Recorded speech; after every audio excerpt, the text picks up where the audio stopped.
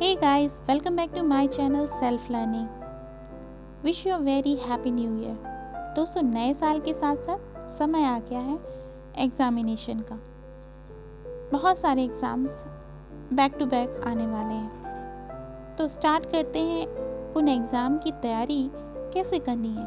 तो आज मैं आपके सामने कुछ टिप्स लेकर आई हूँ ताकि आप एग्ज़ामिनेशन की तैयारी अच्छे से कर सकें। Preparation for examination. So let's get started. Play focus games and exercise to build attention.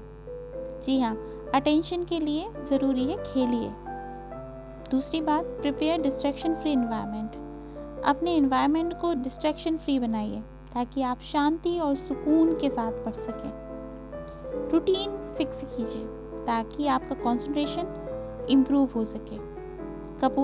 कब उठना है, कब सोना है, इसका रूटीन फिक्स कर लीजिए। इसके बाद बारी आती है खाने की। जी हाँ, खाना भी तो ज़रूरी है, लेकिन ऐसा खाइए जो हेल्दी हो, जो आपके कंसंट्रेशन को इम्प्रूव कर सके। हैवी फूड मत खाइए। बहुत बड़े से काम को करने के लिए ज़रूरी है उस छोटे छोटे टास्क में डिवाइड कर दिया जाए। जब हमारे पास बहुत सारा पढ़ने को होता है ना, तो छोटे छोटे पार्ट्स में डिवाइड करके स्टडी कीजिए ताकि आपका गोल अचीव हो सके। Naps and break is also important. थोड़ा सा नैप्स ज़रूरी है, मतलब सोना ज़रूरी है ताकि आपके माइंड को रिफ़्रेश किया जा सके। अगर आप पेरेंट्स हैं और अपने बच्चों की तैयारी करा रहे हैं या आपको खुद अपने एग्ज़ाम की तैयारी करनी है, तो अपनी लर्निंग मेथड को थोड़ा सा इम्प्रूव कीजिए। कैसे पढ़ना है, किस तरह से पढ़ना है, नए नए आइडियाज़ निकालिए। पुरानी बोरिंग मेथड के साथ पढ़ेंगे तो पढ़ाई नहीं होगी, बल्कि आपको नींद आने लगेगी। तो नए नए आइडियाज़ निकालिए खुद को तैयार करने के लिए। Organise study group with your friends के साथ पढ़ने में कई सारे क्वेश्चन सॉल्व होते हैं, इंटरेस्ट भी आता है। लेकिन याद रखिएगा, फ्रेंड्स के साथ पढ़ाई करनी है, टाइम वेस्ट नहीं करना है। Prepare yourself for the next task. जी हाँ, अपने बड़े से टास्क को कंप्लीट करने के पहले प्लान बनाइए कि आपको कब कैसा करना है, कितना काम करना है। उस प्लान के साथ ही आगे बढ़िए ताकि आपका सारा काम समय पर कंप्लीट हो सके। Allow time for distraction. जी हाँ, डिस्ट्रैक्शन भी बहुत ज़रूरी है। इसलिए ज़रूरी है कि अगर आप अपने माइंड को कंटिन्यू काम करवाना चाहते हैं तो थोड़ा ब्रेक ज़रूरी है। तो ब्रेक कैसे देना है ये आपके ऊपर है। चाहे तो खेल खेलिए, चाहे मूवी देखिए, चाहे टीवी देखिए या दोस्तों के साथ में गपशप लड़ाइए, लेकिन ब्रेक देना ज़रूरी है। ब्रेक देने से आपका शरीर रिलैक्स होगा और माइंड रिफ्रेश होगा। तो इसकी बहुत इम्पॉर्टेंट जगह है आपकी स्टडी के शेड्यूल को तैयार करने में, क्योंकि इससे आपके शरीर को और आपके दिमाग को बार बार लगातार ज़्यादा समय तक काम करने के लिए तैयार किया जा सकता है। थोड़ी सी ब्रीदिंग एक्सरसाइज आपके शरीर और आपके माइंड के लिए बहुत इम्पॉर्टेंट होती है, क्योंकि इससे आपका कंसंट्रेशन इम्प्रूव होता है। ब्रीदिंग एक्सरसाइज से ऑक्सीजन मिलती है जो माइंड को रिफ्रेश करने के लिए बहुत सही चीज़ है। Practice on old examination papers. जी हाँ, अगर हम किसी भी एग्ज़ाम की तैयारी कर रहे हैं तो पुराने प्रैक्टिस सेट को लगाकर आपको नए नए क्वेश्चंस मिलते हैं, आपकी स्पीड अच्छी होती है। इसलिए पुराने एग्जामिनेशन पेपर्स को ज़रूर लगाइए। जब हम किसी एग्ज़ाम की तैयारी कर रहे होते हैं तो हमें 16-16, 18-18 घंटे पढ़ाई करनी होती है, और इसके लिए बहुत ज़रूरी है कुछ हम ऐसे फूड्स खाएं जो हमारे शरीर को राहत दें और हमारे माइंड को रिफ़्रेश रखें।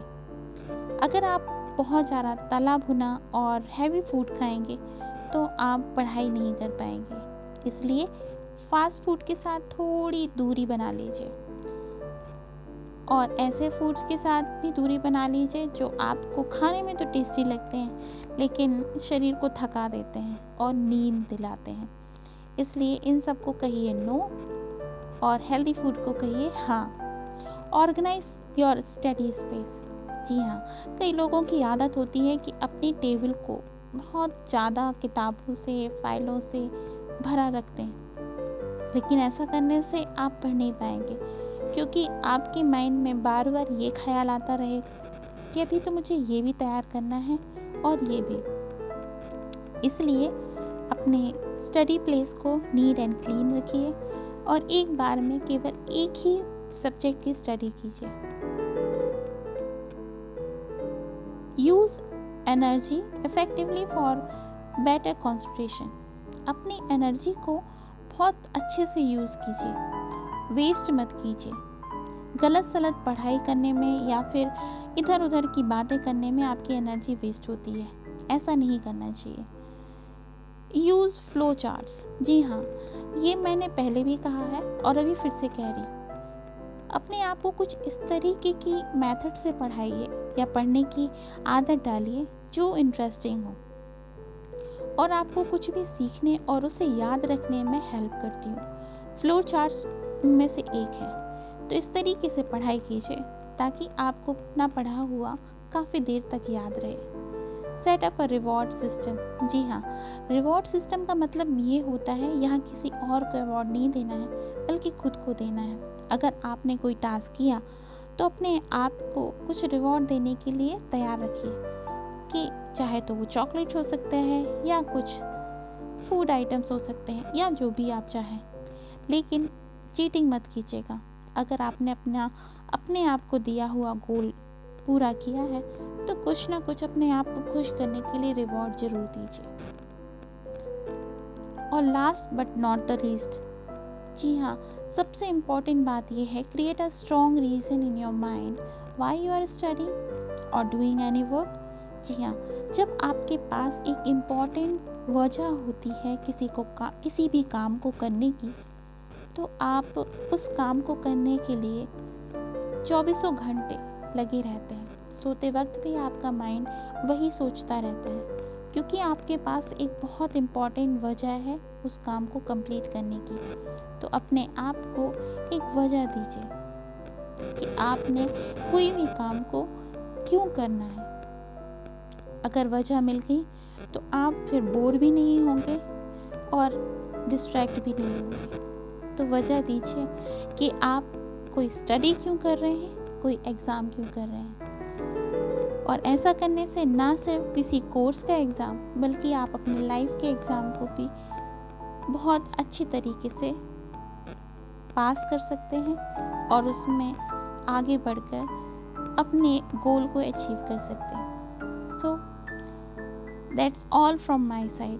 Thank you so much guys for watching my video. आपको ये वीडियो और मेरे टिप्स कैसे लगे मुझे कमेंट सेक्शन में ज़रूर बताइएगा। मैं इसी तरीके के वीडियोस के साथ आपसे फिर मिलती हूँ। तब तक के लिए this is Monisha signing off. Bye bye.